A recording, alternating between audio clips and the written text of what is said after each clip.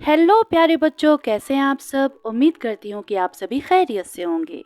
प्यारे बच्चों, आज की इस वीडियो में हम सभी क्लास 10th की सब्जेक्ट उर्दू प्रैक्टिस पेपर को हम सभी हल करेंगे, जो कि मिड टर्म एग्ज़ाम का ये प्रैक्टिस पेपर है। डायरेक्टरेट ऑफ एजुकेशन की तरफ से आया हुआ है। तो चलिए शुरू करते हैं। तो सबसे पहले बच्चों, आपको पता होना चाहिए कि उर्दू का कोड क्या होता है। 303, यानी जो आप उर्दू पढ़ रहे हैं उर्दू बी, उसका कोड क्या है 303। कितने घंटे का पेपर होगा आपका? 3 घंटे का पेपर होगा। कितने नंबर का? तो 80 मार्क्स का आप सबका पेपर होगा।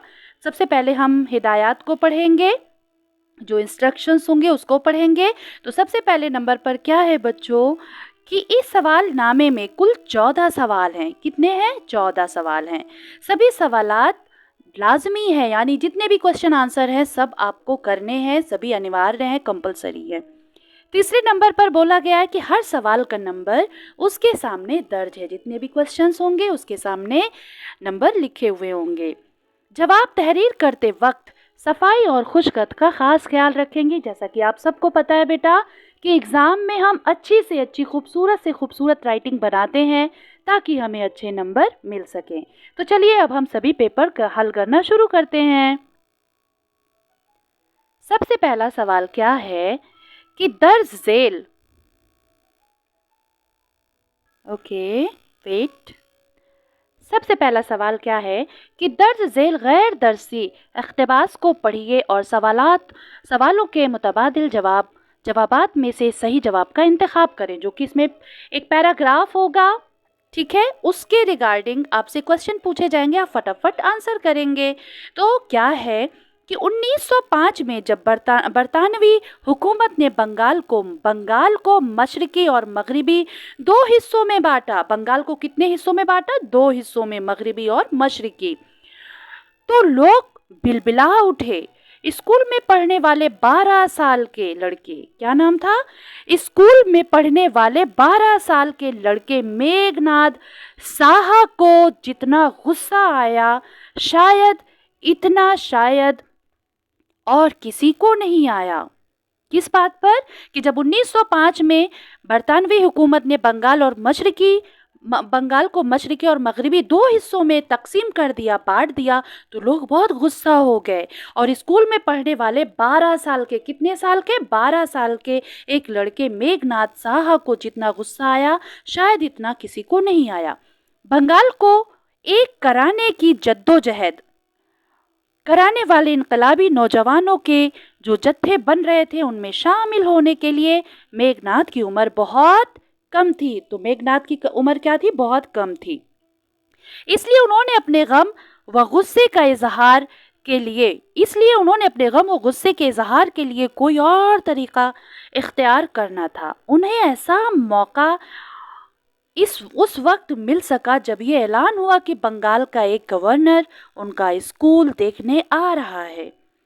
उस सख्त ताकीद के बावजूद कि गवर्नर के इस्तकबाल के लिए हर बच्चे को मौजूद होना चाहिए, साहा उनके कुछ दोस्त उस दिन स्कूल नहीं आए। जिस दिन गवर्नर को आना था, अगले दिन साहा और उनके दोस्तों के नाम स्कूल के रजिस्टर से काट दिए गए। किस वजह से काट दिए गए बच्चों? क्योंकि जो गवर्नर आया था स्कूल में, उनके इस्तकबाल के लिए वो लोग नहीं गए, क्योंकि ये लोग नहीं चाहते थे उनसे मिलना, क्योंकि ये ब्रिटिश से बिलोंग करते थे। साहा को अपने दोस्तों से ज़्यादा कीमत चुकानी पड़ी। कह रहे हैं साहा को अपने दोस्तों से ज़्यादा कीमत चुकानी पड़ी, क्योंकि उन्होंने उस वजीफे से भी हाथ धोना पड़ा जो उन्हें चंद महीने पहले मिलना शुरू हुआ था। यहाँ तक कि नाम भी काटा गया और इन्हें जो वजीफ़ा मिलता था वो भी देना बंद कर दिया गया। तो प्यारे बच्चों, अभी इस जो पैराग्राफ अभी आप सबने बहुत ध्यान से पढ़ा, एक एक पॉइंट को बहुत ध्यान से पढ़ा, अब उसके रिगार्डिंग आपसे क्वेश्चन आंसर पूछा जाएगा। 4 ऑप्शन होंगे, जो होगा आंसर उस पर आप टिक करेंगे। तो पहला क्वेश्चन क्या है कि बरतानवी हुकूमत ने बंगाल को मशरकी और मगरिबी 2 हिस्सों में कब बांटा था? तो सबसे पहली लाइन में ही था, 1905 में, है ना? आप सबने ऊपर देखा था। अब कह रहे हैं नौजवानों के इनकलाबी जत्थे में मेघनाद साहा क्यों नहीं शामिल हो सके थे? क्यों नहीं शामिल हो सके थे? उम्र कम होने की वजह से, कमज़ोरी की वजह से, ख़राब सेहत की वजह से, नादानी की वजह से? नहीं, उम्र कम होने की वजह से, क्योंकि उनकी उम्र बहुत कम थी, वो सिर्फ 12 साल के थे। आगे चलते हैं। जब बंगाल तकसीम हुआ, तकसीम मतलब बांटना, जब बंगाल तकसीम हुआ उस वक्त मेघनाद साहा की उम्र कितनी थी? अभी हम सब ने पैराग्राफ में बहुत ध्यान से पढ़ा बच्चों। कितने साल की थी? 11 साल, 14 साल, 12 साल, 10 साल। तो कितने साल की थी? 12 साल की थी। कितने साल की थी? 12 साल की थी। ये देखिए, अब कह रहे हैं किसके इस्तकबाल के लिए हर बच्चे को स्कूल में हाजिर होना था? गवर्नर के लिए, वजीर के लिए, प्रिंसिपल के लिए, वजीर आजम के लिए? नहीं, किसी के लिए नहीं, गवर्नर के लिए। आप सबने पैराग्राफ को बहुत ध्यान से पढ़ा था। तो ये 5 क्वेश्चन जो होते हैं बेटा, ये बहुत इजी होते हैं, आपके नज़रों के सामने होते हैं। आपको बिल्कुल भी इसमें कोई भी गलती नहीं करनी, क्योंकि आंसर सब आपके सामने होता है, कुछ भी इसमें बाहर से नहीं पूछा जाता। अब कह रहे हैं इस्तकबाल के लिए स्कूल न जाने की वजह से साहा को किससे हाथ धोना पड़ा था? खेल से, वजीफे से, तरक्की से, जागीर से? तो वजीफा जो स्कॉलरशिप मिलती है उसकी वजह से, एक तो रजिस्टर से उनका नाम काटा गया था, फिर उसके बाद उनको जो वजीफा मिलता था वो भी नहीं मिलना शुरू हुआ। तो इस तरीके से उन साहा को वजीफे से भी हाथ धोना पड़ा। तो आशा करती हूँ बेटा, उम्मीद करती हूँ कि आप सभी को बहुत अच्छे से समझ में आ रहा हो। अब दूसरे सवाल पे हम आ जाते हैं। बेटा देखो, एक तो नसरी था, अभी हमने नसरी पढ़ा, अब हम पढ़ेंगे शियरी। ठीक है, दर्ज झेल गैर दर्सी शियरी हिस्से को पढ़िए और सवालों के मुतबादिल जवाबात में से सही जवाब का इंतखाब कीजिए, जो कि ये भी 5 नंबर का होगा। ऊपर आपने किया 5 नंबर आपके सामने, आपके नज़रों के सामने थे, उसी पैराग्राफ में से आपने किया। ठीक उसी तरह ये जो नज्म है इसको भी हम अच्छे से पढ़ेंगे और इसी में से इसका आंसर करेंगे।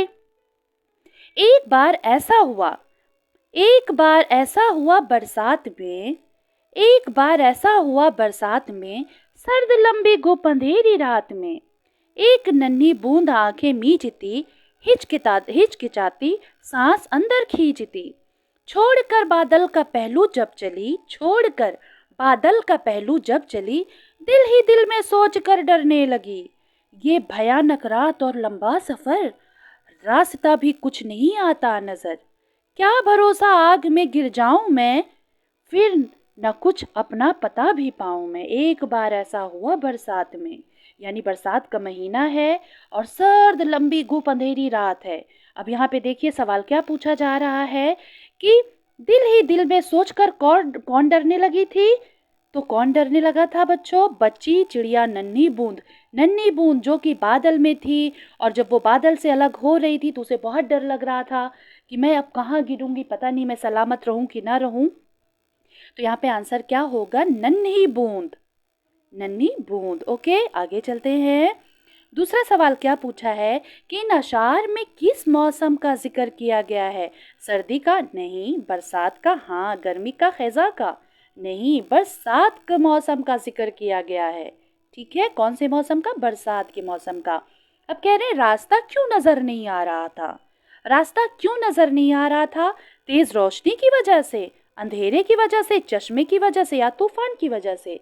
नहीं, बहुत अंधेरा होने की वजह से। जब अंधेरा होता है तो हमें कुछ भी नजर नहीं आता, कुछ भी दिखाई नहीं देता, तो इसका आंसर होगा बी। अंधेरे की वजह से कुछ भी बूंद को नहीं दिखाई दे रही थी, क्योंकि उसे डर लग रहा था कि पता नहीं अब मेरा क्या होगा। नन्ही बूंद किस में गिरकर फना हो जाने का खौफ सता रहा था? यानी नन्ही बूंद को किस में गिरकर फना हो जाने का खौफ, खौफ मतलब डर, फना मतलब खत्म हो जाना, ठीक है, सता रहा था। तो बच्चे ध्यान देंगे, आप सबको पता है मैदान में, आग में, खेत में, बाग में। देखिए इसका आंसर, ये देखिए यहाँ पे, ये देखिए ध्यान से देखेंगे आप सभी कि क्या भरोसा आग में गिर जाऊं मैं, यहाँ पे लिखा है ना आग में, तो किस में गिर जाने का डर था नन्ही सी बूंद को?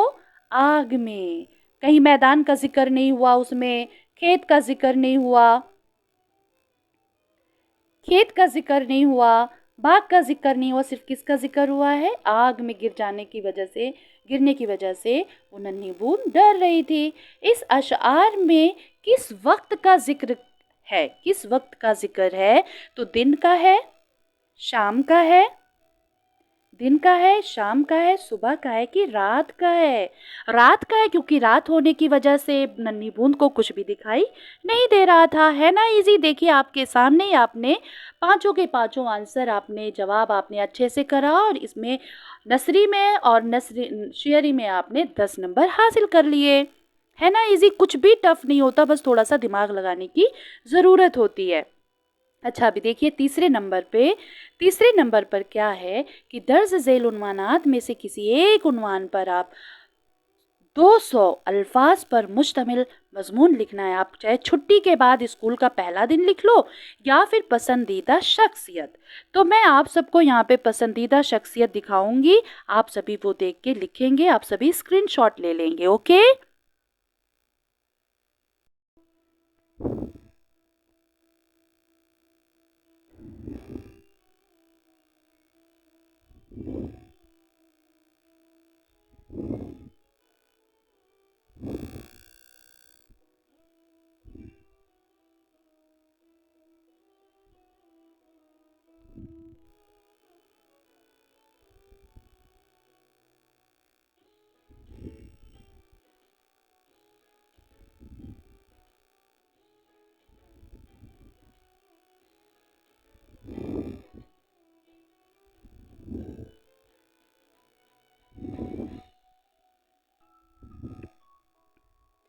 प्यारे बच्चों, आप सब ने इसका स्क्रीनशॉट ले लिया होगा।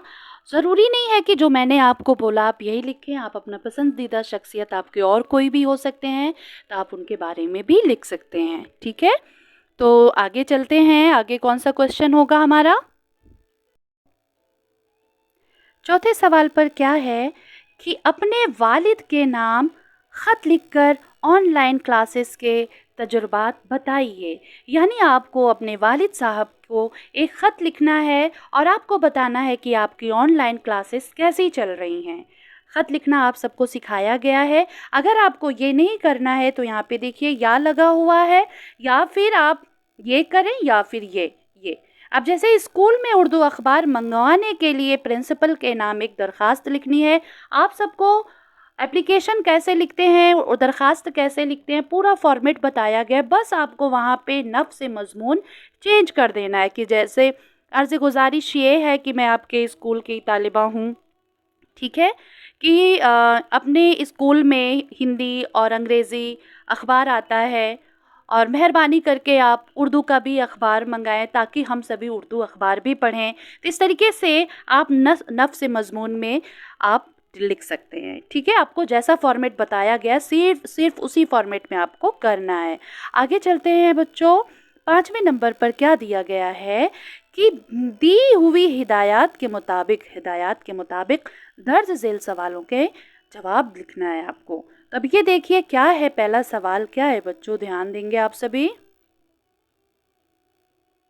कि पुख्ता का मुताजाद क्या होता है। मुताजाद मैंने आप सबको बताया है। मुताजाद हिंदी में विलोम शब्द को बोलते हैं और इंग्लिश में अपोजिट वर्ड को और उर्दू में बोलते हैं। इसका मुताजाद का मतलब होता है उल्टा, जो जिद में आए। समझे?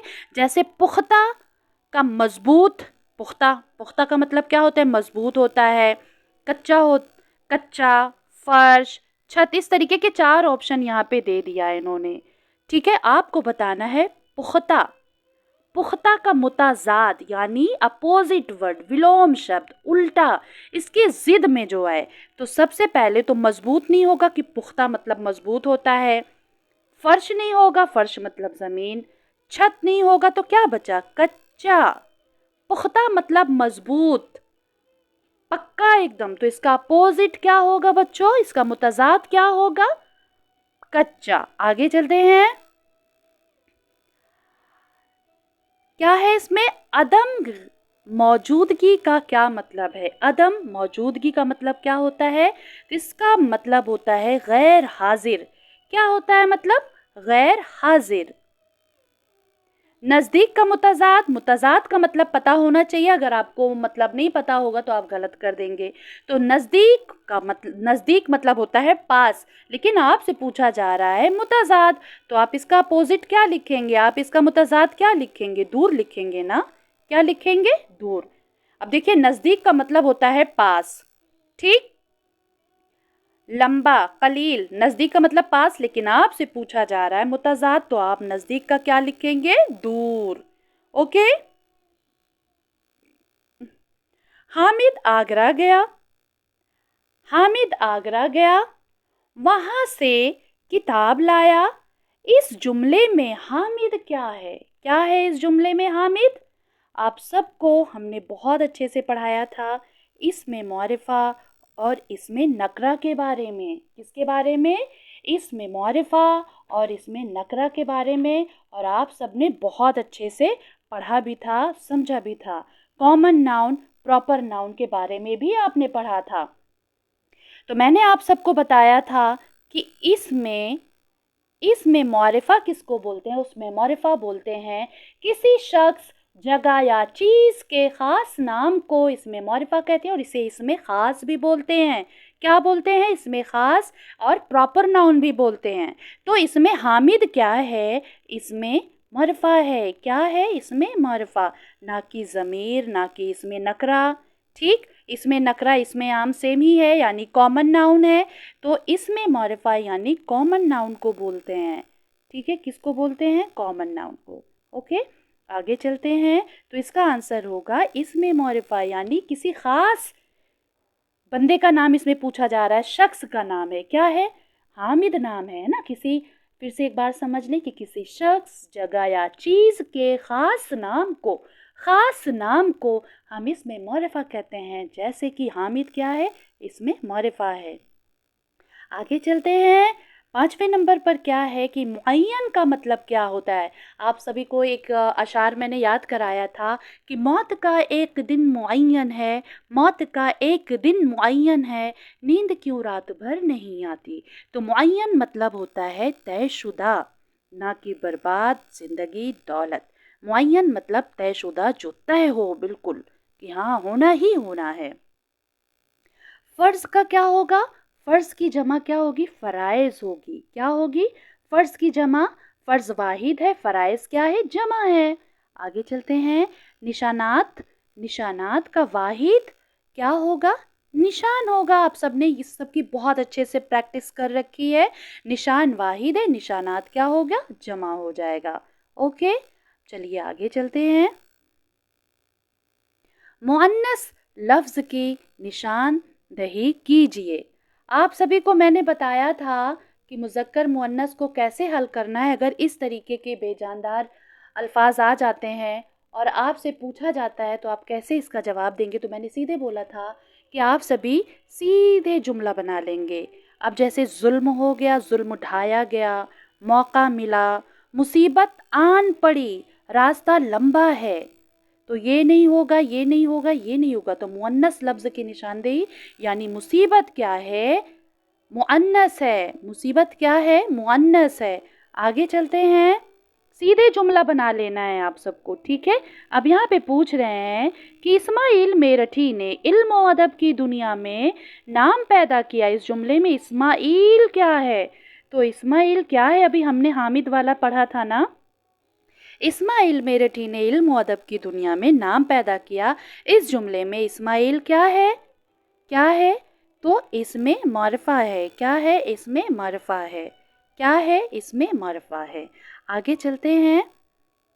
10वें सवाल पे क्या है कि सवालिया लहजा जहाँ पे क्या, क्यों, कैसे और इस तरीके का क्वेश्चन मार्क लगा होता है। तो सवालिया लहजे के इजहार के लिए जुमले के आखिर में जो निशान लगाया जाता है उसे क्या कहते हैं? सवालिया निशान। सवाल से क्या बना है? सवालिया निशान। ठीक है, इंग्लिश में क्वेश्चन मार्क, हिंदी में प्रश्नवाचक। उसका निशान कैसे बनाते हैं? हम सभी ऐसे बनाते हैं ना सवालिया निशान का। ये देखिए इस तरीके से, उर्दू में ऐसे और हिंदी में, इंग्लिश में इस तरीके से इस साइड मुंह होता है इसका। आगे चलते हैं। घर का मुतरादिफ, मुतरादिफ अल्फाज क्या होगा? घर का, घर का होगा मकान।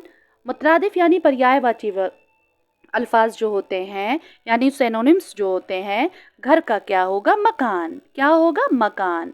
ज़बानों का घर हिंदुस्तान न सबक के मुसन्निफ कौन है? राइटर कौन है? मुसन्निफ कौन है? लेखक कौन है? राइटर कौन है? ठीक है, इसका ज़बानों का घर हिंदुस्तान को लिखने वाला कौन है, ठीक है, मुसन्निफ कौन है, किसने लिखा इसे? तो ना तो कन्हैया लाल कपूर ने लिखा। कन्हैया लाल कपूर ने क्या लिखा आप सबको पता है? कौन से चैप्टर, कौन सा सबक लिखा है कन्हैया लाल कपूर ने? बेतकल्लुफी।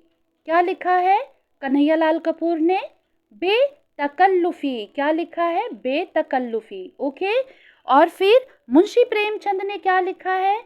मुंशी प्रेमचंद ने आपके निसाब में कौन सी कहानी लिखी है? न कौल का पास। क्या लिखा है मुंशी प्रेमचंद ने? कौल का पास। सैयद एहतेशाम हुसैन ने क्या लिखा? ज़बानों का घर हिंदुस्तान। ज़बानों का घर हिंदुस्तान को किसने लिखा है? इसके मुसन्निफ कौन है? तो सैयद एहतेशाम हुसैन ने। मोहम्मद मुजीब ने क्या लिखा? मोहम्मद मुजीब ने क्या लिखा? उसके मुसन्निफ कौन है? मोहम्मद मुजीब ने क्या लिखा है? आप सबको पता होना चाहिए कि आदमी की कहानी जो सबक है, आदमी की कहानी को किसने लिखा है? मोहम्मद मुजीब ने। लेकिन यहाँ सवाल पूछा जा रहा है कि ज़बानों का घर हिंदुस्तान किसने लिखा है? तो सैयद एहतेशाम हुसैन ने। आगे चलते हैं, छठा सवाल पे देखेंगे कि दर्ज झेल दरसी यानी आपके निसाब में जो आपने किताब पढ़ी है, नसरी इख्तिबास को पढ़िए और सवालों के मुताबादिल जवाब में से सही जवाब आपको इंतखाब करना है। तो आप सब ने डॉक्टर भीमराव अंबेडकर वाला चैप्टर बहुत अच्छे से पढ़ रखा है, उसी से रिलेट यहाँ पे सवाल जवाब लिखना है। देखो बच्चों, मैं यहाँ पे ये पैराग्राफ नहीं पढ़ूंगी, क्योंकि जब आप सभी इसके सवाल जवाब को पढ़ेंगे, जैसे डॉक्टर अंबेडकर का असल नाम क्या था? तो सुखपाल था। डॉक्टर अंबेडकर का असल नाम भीमराव सुखपाल था। क्या था? भीमराव सुखपाल। क्योंकि ये चैप्टर हम सभी ने क्लास में पढ़ रखा है, ठीक है, और सबको पता है ये। डॉक्टर अंबेडकर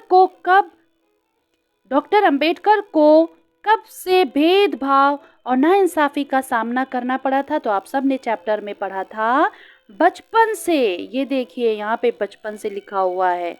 कब से करना पड़ा था भेदभाव का जो उनके साथ हुआ था? डॉक्टर अंबेडकर को बचपन से ही इस किस्म के भेदभाव, नाइंसाफी का सामना करना पड़ा था। तो मेरे प्यारे बच्चों, मैं आपको यहाँ पे यही कहना चाहूँगी कि ये जो पैराग्राफ टाइप्स क्वेश्चन आंसर आपसे पूछे जाते हैं, ये आपकी नज़रों के सामने आपका आंसर होता है, और ये 20-22 नंबर आपकी बिल्कुल नज़रों के सामने होते हैं, और आप इसे बहुत अच्छे से थोड़ा सा ध्यान देंगे और आप इसे बहुत अच्छे से हासिल कर सकते हैं। ज़रा सा लापरवाही करने पर आप इन नंबरों से आगे चलते हैं बच्चों। अब तीसरा सवाल क्या पूछा है कि डॉक्टर अंबेडकर को किसने मकान की दीवार के सहारे खड़े होने से मना किया था? मकान की मलका ने, मकान के मुलाजिम ने, मोहल्ले के चौकीदार ने, डॉक्टर अंबेडकर के उस्ताद ने? नहीं। तो ध्यान देंगे यहाँ पर, देखिए यहाँ पे लिखा है मकान के जो मालिक थे। देखिए, ये देखिए, छोटी जात का कोई फर्द उसके मकान के दीवार के पास खड़ा रहे। डॉक्टर अंबेडकर को अपने उस्ताद का बेहद एहतराम था। समझे? यहाँ पे देखिए, यहाँ पर है, ये देखिए, मकान की मालिका ने, मालिका जो थी, मकान की मालकन जो थी, उन्होंने डांटा और वहाँ से चले जाने पर मजबूर कर दिया। क्यों कर दिया? क्योंकि उसको लगा कि डॉक्टर भीमराव अंबेडकर एक नीची जाति के हैं, बहुत छोटी कास्ट के हैं, इसलिए मेरे घर से सट के खड़े हैं, मेरे दीवार से टेक लगा के खड़े हुए हैं, जो कि ये नापाक हो जाएगी, इस वजह से वहाँ से उसको डांट के भगा दिया। तो ये चीज़ डॉक्टर भीमराव अंबेडकर को बहुत बुरी लगी, जो कि गलत बात थी, ऐसा उसे नहीं करना चाहिए था। सबसे पहले तो हम एक इंसान है ना, फिर उसके बाद हमारा कोई मज़हब है, कोई धर्म है ना। आगे चलते, उसके बाद हमारा कोई कास्ट है। तो डॉक्टर अंबेडकर को किसने मकान की दीवार के सहारे खड़े होने से मना कर दिया था? मकान की मालिका ने। है ना आपके सामने आंसर। अब कह रहे डॉक्टर अंबेडकर के उस्ताद कौन थे? हम सब ने बहुत अच्छे से पढ़ा था, अंबेडकर थे। कौन थे? अंबेडकर थे। ये देखिए यहाँ पे आंसर लिखा हुआ है इसका। और वो अपने उस्ताद को इतना प्यार करते थे, इतना उनका एहतराम करते थे, इतना ज़्यादा। ये देखिए, अंबेडकर नामी एक उस्ताद थे कि बड़े होकर इन्होंने अपने उस्ताद का नाम अपने नाम के साथ जोड़ लिया। अब कह रहे हैं डॉक्टर अंबेडकर किस कस्बे में पैदा हुए थे? तो ना तो झांसी में पैदा हुए थे, ना इंदौर में पैदा हुए थे, ना रायपुर में पैदा हुए थे। पैदा हुए थे महू में, जो कि मध्य प्रदेश में है। ये देखिए यहाँ पे पहले में है कि वो 14 अप्रैल यानी 14 अप्रैल 1891 में मध्य प्रदेश के कस्बा महू में पैदा हुए थे, है ना। यहाँ से आपके क्वेश्चन आंसर भी तैयार हो गए। आगे चलते हैं बच्चों। 5 नंबर हमारे पूरे मिल गए और आप सभी भी बिल्कुल नहीं छोड़ेंगे, पूरे के पूरे मार्क्स लाएंगे। 7वें सवाल पर क्या है, ये भी 5 नंबर का आपका है कि ये आपके किताब से, आपके सिलेबस से, आपके निसाब से लिया गया है, जो कि एक बहुत प्यारी सी गज़ल है, ठीक है, जिसको लिखा है मीर तकी मीर ने। हस्ती अपनी हबाब की सी है, ये नुमाइश शराब की सी है, नाजुकी उसके लब की क्या कहिए, पंखुड़ी एक गुलाब की सी है। अब यहाँ पे देखिए एक सवाल आपका और निकल के आ जा रहा है। हमने आप सबको पढ़ाया बहुत अच्छे से कि नाजुकी उसके लब की क्या कहिए, पंखुड़ी एक गुलाब की सी है। यानी मीर तकी मीर कह रहे हैं कि मेरे महबूब के होठ इतने खूबसूरत हैं, बिल्कुल जैसे गुलाब की पंखुड़ी की मानिंद है। यहाँ पर क्या है, तशबीह है, किसी चीज़ को किसी दूसरे चीज़ से मुशाबे देना या उसके जैसे बताना तशबीह कहलाता है। क्या कहलाता है, तशबीह कहलाता है। नाजुकी उसके लब की क्या कही है, पंखुड़ी एक गुलाब की सी है, यानी होठ को गुलाब की पंखुड़ी से मुशाबे किया जा रहा है, उसके जैसा बताया जा रहा है, उसके मानिंद बताया जा रहा है। तो ये सवाल आपसे पूछा जा सकता है कि तशबीह से आप क्या समझते हैं, मैं मिसाल समझाएं। पहला सवाल क्या है, अच्छा हम इसको पूरा पढ़ लेते हैं कि बार बार उसके दर पे जाता हूँ, हालत अब इज़्तिराब की सी है, मैं जो बोला कहा कि ये आवाज़, मैं जो बोला कि ये आवाज़ इसी खाना ख़राब की सी है, मीर उन्नीम बाज आँखों में सारी मस्ती शराब की सी है। तो पहला सवाल क्या है कि शायर ने हस्ती को किस तरह का बताया, तो हबाब की तरह बताया। हबाब का मतलब होता है पानी का बुलबुला, शजर मतलब होता है पेड़, पहाड़, पानी, तो इस तरह का कोई जिक्र ही नहीं हुआ था, है ना। लब की नाजुकी को शायर ने किससे तशबीह दी है, ये देखिए आ गया ना तशबीह किससे। तशबीह से आप क्या समझते हैं, किसी एक चीज़ को किसी दूसरी चीज़ के मानिंद बताना, उसके जैसा बताना और मुशाबे करके बताना तशबीह कहलाता है।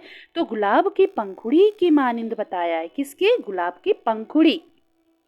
ओके, आगे चलते हैं। शायर बार बार किसके दर पर जाता है, तो शायर बार बार ताजिर के दर पर बिल्कुल नहीं, उस्ताद के दर पर बिल्कुल नहीं, दुकानदार के बिल्कुल नहीं, अपने महबूब के दर पर जाता है। शायर किसके दर पर जाता है, अपने महबूब के दर पर जाता है। किसके दर पर जाता है, अपने महबूब के दर पर जाता है। अब चौथा सवाल क्या है कि इस्तिराब का क्या मतलब होता है, कि क्या पूछा यहाँ पे, इस्तिराब का मतलब क्या होता है। इस्तिराब का मतलब होता है बेचैनी। अगर कोई इस्तिराब का मीनिंग आपसे पूछे तो आप बोलेंगे क्या, बेचैनी। आगे चलते हैं। नीम बाज आंखों की सारी मस्ती किसकी तरह है, नीम बाज आंखों में सारी मस्ती शराब की सी है। किसकी है, शराब की सी है। आपकी नज़रों के सामने सारा आंसर है, आपको देख करके फटाफट करना है। अब देखिए यहाँ पे फिलप्स भी आया है 8वें नंबर पर कि दिए हुए लफ्ज़ों की मदद से ज़ेल के मिसरों को मुकम्मल कीजिए। अब देखिए यहाँ पे हेल्प बॉक्स दे रखा है, यहाँ पे रात, मुअय्यन, मेहरबान, गर्मी, खुदा। तो सूरज से हमने पाई गर्मी, क्या खूब चश्मा तूने ए मेहरबा बनाया, मौत का एक दिन मुअय्यन है, नींद क्यों रात भर नहीं आती। ठीक है, नींद क्यों रात भर नहीं आती। तो सूरज से हमने पाई गर्मी। ओके, क्या खूब चश्मा तूने ए मेहरबा बनाया, मौत का एक दिन मुअय्यन है, नींद क्यों रात भर नहीं आती। है ना इजी। 9वें सवाल पे हम चलते हैं। दी हुई हिदायत के मुताबिक दर्जेल सवालों के जवाब लिखिए। तो बच्चों यहाँ पे देखिए दर्जेल मुहावरों में से सिर्फ 2 करने हैं आपको, 2 पूछा गया तो सिर्फ 2 ही करना। अब जैसे दांतों में उंगली दबाना, दांतों में उंगली दबाने का मतलब होता है कोई चीज़ है जो आप बहुत हैरत में पढ़ के देख रहे हैं, हैरत ज़दा होके देख रहे हैं, ठीक है, कि जैसे आप इसका क्या बनाएंगे, जुमला बनाना है, आपसे मीनिंग नहीं पूछा जा रहा है, सिर्फ आपको जुमला बनाने को पूछा जा रहा है। तो आप बनाएंगे कि सर्कस जादूगर का जादू देखकर मैंने तो अपने दांतों तले उंगलियां दबा ली। इस तरीके से भी कर सकते हैं। छठी का दूध याद दिलाना, छठी का दूध याद दिलाना कि बहुत ज़्यादा मारना, बहुत ज़्यादा सख्त सज़ा देना, कि पुलिस ने चोर को इतना मारा कि उसे छठी का दूध याद दिला दिया। जैसी करनी वैसी भरनी, ठीक है। यहाँ पे जैसी करनी वैसी भरनी, यहाँ पे आप जैसे कि जो औलाद अपने माँ बाप के साथ बुरा सलूक करती है, आने वाले आने वाले कल में खुद उसकी औलाद बिल्कुल वही अपने माँ बाप के साथ करती है जैसे उसने अपने वालिदैन के साथ किया था। तो यहाँ पर ये मिसरा फिट आता है कि जैसी करनी वैसी भरनी, आप जैसा करोगे वैसा आप भरोगे। तो हमें अपने वालिदैन की, अपने बड़ों की रिस्पेक्ट करनी चाहिए, उनकी बहुत खिदमत करनी चाहिए, ठीक है। नहीं, अगर आप ऐसा नहीं करोगे तो आपको भी कोई नहीं करेगा, ठीक है। तो वही होगा, जैसी करनी वैसी भरनी। बद बद साबिका, साबिका मतलब सबसे पहले बद इखलाक। यहाँ पे बद लगाकर दो मुरक्कब अल्फाज बनाने हैं आपको, तो यहाँ पे आप बद बना लेना, बद इखलाक। बद इखलाक यानी बहुत ख़राब, बुरे इखलाक वाला जो होता है, ठीक है। बद इखलाक हो गया, दो पूछा गया है। और एक और बना सकते हैं आप, बद नसीब, ठीक है। बद, एक मिनट, एक तो बद इखलाक आपने बनाया, बद इखलाक, बद नसीब, इस तरीके से आप बना लेंगे। बद मतलब कोई ऐसा, यहाँ पे सॉरी, आपको मुरक्कब अल्फाज बनाना है, यानी किसी भी अल्फाज के शुरू में जब हम कोई नया अल्फाज जोड़ देते हैं, कोई साबिका अल्फाज जोड़ देते हैं, तो क्या बन जाता है, साबिका बन जाता है। बद लगा दिया जैसे, ठीक है। आगे चलते हैं। दर्ज झेल अल्फाज में से सिर्फ दो के मुतजाद लिखने हैं। मुतजाद बदनुमा का होगा, खुशनुमा। क्या होगा, खुश नुमा भी लिख सकते हैं आप, आसमान का ज़मीन लिख सकते हैं, गर्मी का सर्दी लिख सकते हैं, मुतजाद यानी अपोजिट वर्ड। नीचे दर्ज झेल जुमलों में फ़ेल ज़माना, यानी पे ज़माना इस्तेमाल कर लिया, तो यहाँ पे आपको फ़ेल ज़माना करना है। शीला कल स्कूल, शैला कल स्कूल जाएगी। जाएगी इट मीन यहाँ पर क्या है, फ़ेल मुस्तकबिल है। क्या है, फ़ेल मुस्तकबिल यानी फ्यूचर, भविष्य। फ़ेल फ़ेल फ़ेल मुस्तकबिल, आप इसे सही से लिख लेंगे, ठीक है। असलम किताब पढ़ रहा है, यानी असलम काम कर रहा है, काम अभी जारी है। तो यहाँ पर क्या होगा, यहाँ पर होगा हाल, फ़ेल हाल, ठीक है। आप दो पूछा गया है, एक में आपका मुस्तकबिल है और इसमें हाल है। आगे चलते हैं। बेतकल्लुफ़ी सबक का खुलासा लिखिए। आप सभी ने कन्हैया लाल कपूर की बेतकल्लुफ़ी बहुत अच्छे से पढ़ी है, तो आप सभी इसको अपनी ज़बान में, आम फहम ज़बान में लिखेंगे और शॉर्ट फॉर्म में लिखेंगे। बहुत शॉर्ट फॉर्म नहीं, लेकिन फिर भी आप पूरी बात अपनी ज़बान में बयान करेंगे, पूरी कहानी को। या फिर अगर आपको ये नहीं लिखना है तो सैयद एहतेशाम हुसैन की हालात ज़िंदगी पर मुख्तसर नोट लिखेंगे, यानी सैयद एहतेशाम हुसैन की हालात ज़िंदगी पर मुख्तसर नोट लिखेंगे। तो इन दोनों का आंसर मैं आप सबको दिखा दे रही हूँ, आप सभी स्क्रीनशॉट ले लेंगे। वीडियो काफ़ी ज़्यादा लंबी हो जा रही है, लेकिन पूरा पेपर भी मैं हल करके आप सबको दिखा रही हूँ। तो चलिए इन दोनों का आंसर मैं आप सबको बता देती हूँ, आप सभी स्क्रीनशॉट ले लेंगे।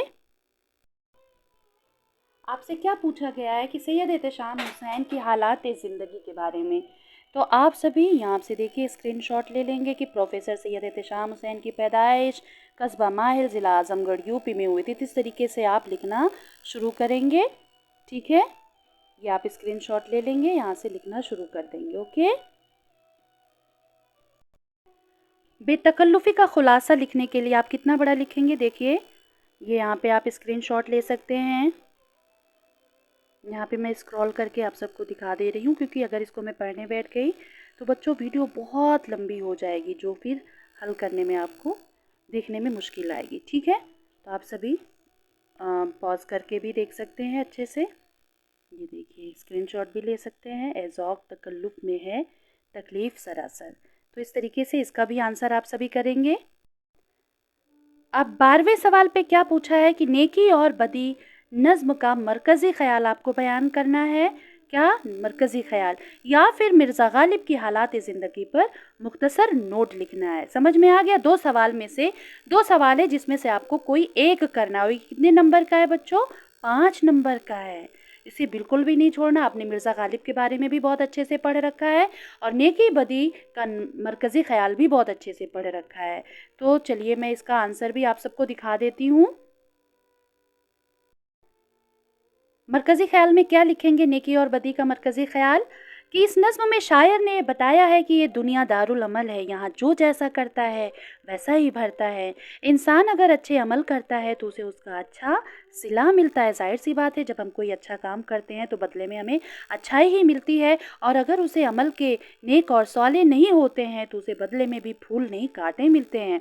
बबूल का पेड़ लगाने वाले को फूल नहीं बल्कि कांटे ही हाथ आते हैं। इसलिए इंसान को बदी के बजाय नेकी का रास्ता इख्तियार करना चाहिए। प्यारे बच्चों, अगर आपने इतना लिख दिया तो आपको पूरे फुल मार्क्स 5 नंबर आपको मिल जाएंगे। ठीक है, आप सभी इसे ज़रूर करेंगे। अब देखिए यहाँ पे मिर्ज़ा गालिब के बारे में भी या करके पूछा गया था। या तो आपको मरकज़ी ख़याल करना है या फिर मिर्ज़ा गालिब के बारे में लिखना है। तो ये देखिए, आप सभी यहाँ से स्क्रीनशॉट भी ले सकते हैं और पढ़ भी सकते हैं। ये मैं स्क्रॉल करके आप सबको दिखा रही हूँ, ध्यान से देखेंगे। ये इस तरीके से आप सभी से ये अब एक सवाल यहाँ पे पूछा जा सकता है अलग से बच्चों कि मिर्ज़ा गालिब के खतूत के नाम बताएं। तो उर्दू मुअल्ला, औदे हिंदी। ठीक है, इस तरीके से आपसे पूछा जा सकता है। शॉर्ट फॉर्म में ऐसे पूछ सकते हैं कि मिर्ज़ा गालिब के 2 खतूत के मजमूए के नाम बताएं। तो आप मजमूए कौन से हैं? उर्दू मुअल्ला, औदे हिंदी। तो इस तरीके से आप इसे भी कर सकते हैं बेटा, कोई दिक्कत वाली बात नहीं है। हाँ प्यारे बच्चों, अब 13 नंबर पर आ गए दर्ज सवालों के जवाब लिखने हैं। पहला सवाल क्या है कि लिन शो ने पहले ख़त का जवाब मिलने के बाद दूसरे ख़त में खुदा को क्या लिखा था। दूसरा सवाल है उर्दू कहाँ पैदा हुई और किस ज़बान से निकली। तो सबसे पहले ये सवाल मैं आप सबको बहुत रटाया हुआ है कि उर्दू हिंदुस्तान की ज़बान है और ये किस ज़बान से निकली है? तुर्की ज़बान से। ओके, अभी इसका भी जवाब मैं दिखाऊंगी आप सबको। 14वें नंबर पर है कि लेन शो ने लिफाफे पर, यहाँ पे भी दर्ज झेल सवालों के मुख्तसर जवाब लिखने हैं, यानी आपको तीनों ये भी करने हैं और 2 ऊपर के भी करने हैं। लेन शो ने लिफाफे पर क्या पता लिखा था? द्राविड़ कौन सी ज़बानें बोलते थे? किसकी नाव पार उतरती है? तो इस सबका आंसर मैं आप सबको चलिए दिखा देती हूँ। क्या था? लिन शो ने पहले ख़त का जवाब मिलने के बाद दूसरे ख़त में खुदा को क्या लिखा था? तो लिन शो ने दूसरे ख़त में खुदा को लिखा कि जो रकम मैंने तलब की थी उसमें से सिर्फ 70 रुपये ही मिले हैं, बाकी रकम भी फ़ौरन अरसाल करें यानी भेजें, मुझे उसकी शदीद तरीन ज़रूरत है। लेकिन बाकी रकम डाक के ज़रिए हरगिज़ न भेजें क्योंकि इस डाकखाने के मुलाजिमीन बेईमान और बददयानत हैं। ठीक है, इसका आंसर ये लिखेंगे आप सभी। दूसरे का उर्दू कहाँ पैदा हुई और किस ज़बान से निकली है। तो उर्दू शुमाली हिंदुस्तान में पैदा हुई और शोर सैनी ज़बान से निकली है। कौन सी ज़बान से निकली है? शोर सैनी। ठीक है, और तुर्की ज़बान भी इस्तेमाल की जाती है, लेकिन उर्दू कहाँ पैदा हुई? तो हिंदुस्तान ही आप सभी लिखेंगे। आगे चलते हैं कि द्राविड़ कौन सी ज़बानें बोलते थे। तो द्राविड़ तमिल, तेलुगु, मलयालम जैसी ज़बानें बोलते हैं। द्राविड़ कौन कौन सी ज़बान? तमिल, तेलुगु और मलयालम जैसी ज़बानें बोलते हैं। किसकी नाव पार उतरती है? जो दूसरों की नाव पार उतारता है उसकी नाव पार उतरती है। लेन शो ने लिफाफे पर क्या पता लिखा था? लेन शो ने लिफाफे पर ये अल्फाज लिखे कि ये ख़त खुदा को मिले। तो प्यारे बच्चों, उम्मीद करती हूँ कि आप सभी ने ये पेपर अच्छे से सॉल्व किया और कल आप सभी बहुत अच्छे से इसका पेपर करेंगे, देंगे। और ये जो आपने प्रैक्टिस पेपर अभी हल की, सॉल्व किया, ये डायरेक्टरेट ऑफ एजुकेशन की तरफ से आया हुआ था। तो बेटे, अगर आपको ये वीडियो अच्छी लगी हो तो please please please like, subscribe, share करना ना भूलें। All the best.